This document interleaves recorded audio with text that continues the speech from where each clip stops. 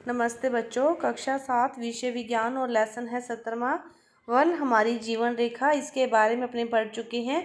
इस पाठ के अपने क्वेश्चन उत्तर देखते हैं। तो देखो पहला क्वेश्चन क्या दिया है। समझाइए कि वन में रहने वाले जंतु किस प्रकार वनों की वृद्धि करने और पुनर्जनन में सहायक होते हैं। तो वन में रहने वाले जंतु किस प्रकार वनों की वृद्धि करने में और उनके पुनर्जनन में सहायक होते हैं। तो जो विभिन्न प्रकार के जो जंतु हैं, कुछ शाकाहारी होते हैं, कुछ मांसाहारी, तो कुछ सर्वाहारी। जंगलों में विभिन्न प्रकार के जानवर ही रहते हैं और सभी की खाद्य श्रृंखला में सभी का योगदान होता है। तो जानवर क्या करते हैं, जंगल में एक हिस्से से दूसरे हिस्से तक क्या कर देते हैं, बीजों का फैलाव कर देते हैं, जिससे फिर उनका पुनर्जनन हो सकता है।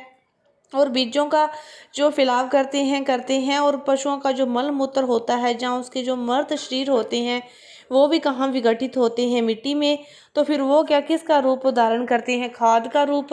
और जो सूक्ष्म जीव होते हैं मृत पौधों और पत्तियों को खाद और ह्यूमस में क्या करते हैं, परिवर्तित करते हैं। तो इस प्रकार वन में रहने वाले जंतु हैं फिर वो वनों में वृद्धि और उनके पुनर्जनन में सहायक होते हैं।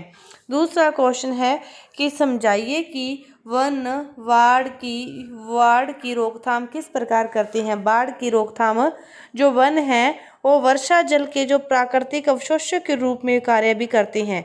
तो जब बारिश का पानी पेड़ों और पत्तियों पर गिरता है तो वह सीधा जमीन पर नहीं गिरता, धीरे धीरे वो भूमि पर पहुंचता है और फिर उसको क्या कर लिया जाता है, अवशोषित कर लिया जाता है।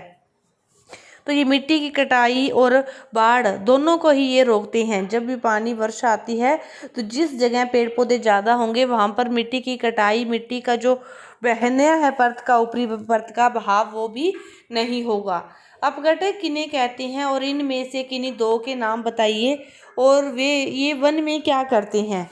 जो सूक्ष्म जीव को मृत पौधों और जानवरों को जो ह्यूमस में परिवर्तित करते हैं उन्हें क्या कहते हैं, अपघटक कहते हैं। और इसके जो नाम हैं मशरूम और बैक्टीरिया।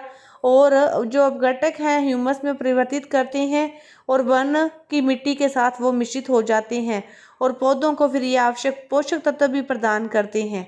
इस प्रकार ये संतुलन को बनाए रखते हैं। वायुमंडल में ऑक्सीजन और कार्बन डाइऑक्साइड के बीच संतुलन को बनाए रखने में वनों की भूमिका क्या है।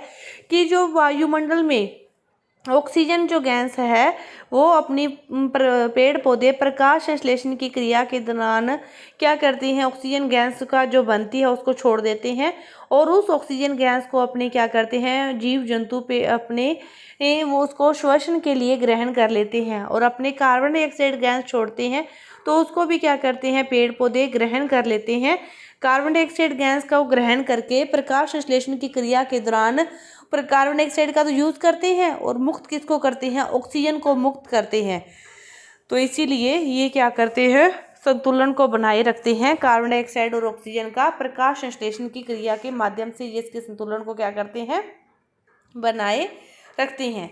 समझाइए कि वनों में कुछ भी व्यर्थ क्यों नहीं जाता। जो वन हैं ये क्या है, प्राकृतिक जो संसाधन है ये उत्कृष्ट व परिपूर्ण है। सभी जो जानवर हैं चाहे वो शाकाहारी हों, मांसाहारी हों, चाहे सर्वाहारी हों। शाकाहारी तो क्या करते हैं, पौधे व उनके उत्पाद खा लेते हैं। मांसाहारी शाकाहारी जानवरों को खा लेते हैं। तो जानवर और उनके जो मृत अवशेष हुए सूक्ष्म जीवों के द्वारा उनको उपयोग कर लिया जाता है, फिर वो विघटित हो जाते हैं।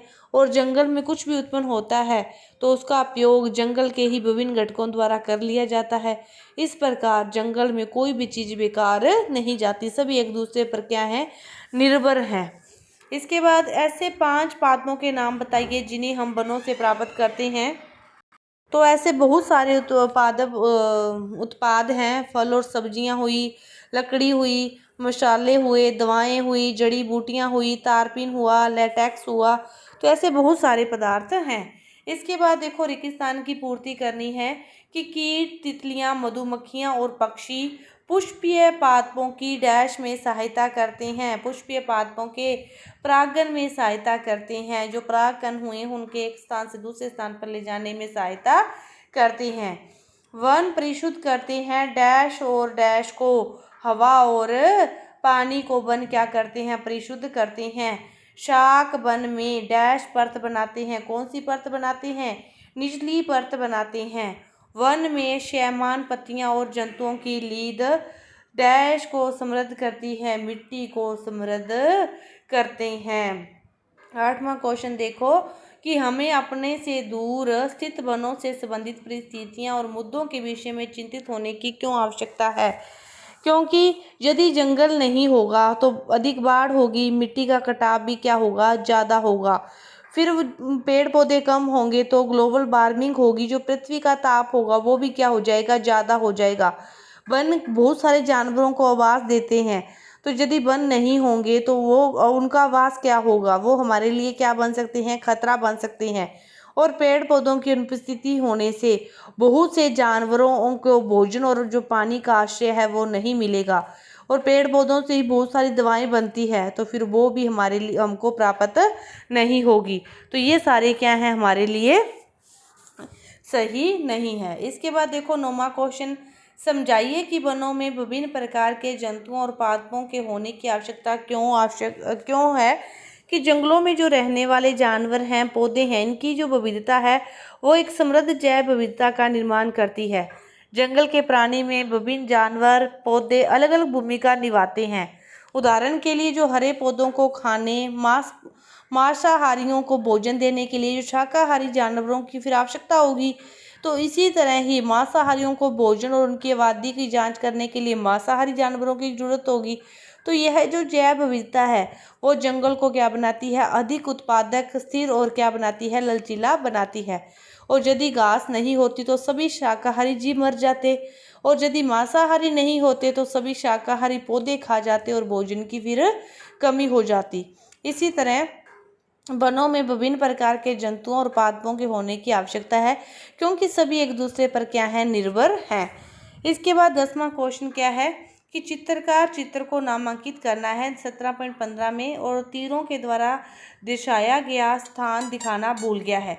तीरों को दिशा को दिखाए और चित्र को निम्नलिखित नामों द्वारा नामांकित करना है आपको कि इस ऑक्सीजन कहाँ जाती है, ऑक्सीजन कहाँ जाती है, बाहर की तरफ या अंदर की तरफ, बाहर की तरफ। कार्बन डाइऑक्साइड कहाँ आती है, अंदर की तरफ। इसे क्या कहोगे, बादल। यह क्या है, वर्षा। और यह क्या है, जंतु। और वायुमंडल, यह सारा क्या है, वायुमंडल। यह है मृदा। भौम जल स्तर कौन सा है, ये वाला है, नीचे वाला। तो इस प्रकार आपको इन सभी को क्या नाम देने हैं, जो वो भूल गया था वो अपने नाम सारे दे दिए। इस प्रकार आप इसको पूरा करोगे। 11वां क्वेश्चन, निम्नलिखित में से कौन सा वन उत्पाद नहीं है। इनमें से कौन सा वन का उत्पाद नहीं है, तो केरोसिन वन का उत्पाद नहीं है, बाकी ये तीनों के तीनों क्या है, वन के उत्पाद हैं। निम्न में से कौन सा वक्तव्य सही नहीं है, तो सही कौन सा नहीं है कि वन मृदा को अपरदन से बचाते हैं, ये तो सही है। वन में पादप और जंतु एक दूसरे पर निर्भर नहीं होते, यह गलत है कि वह सभी एक दूसरे पर निर्भर होते हैं। सूक्ष्म जीवों द्वारा मृत पादपों पर क्रिया करने से बचने वाले एक उत्पाद का जो नाम है वो कौन सा है, सूक्ष्म जीवों द्वारा मृत पादपों पर क्रिया करने से बनने वाला उत्पाद कौन सा है, ह्यूमस है। ह्यूमस है जिसको मृत पादपों पर क्रिया करके बनाया जाता है, वो कौन सा उत्पाद है, ह्यूमस। तो इस प्रकार आपके इस पाठ के जो क्वेश्चन उत्तर हैं पूरे हुए। धन्यवाद।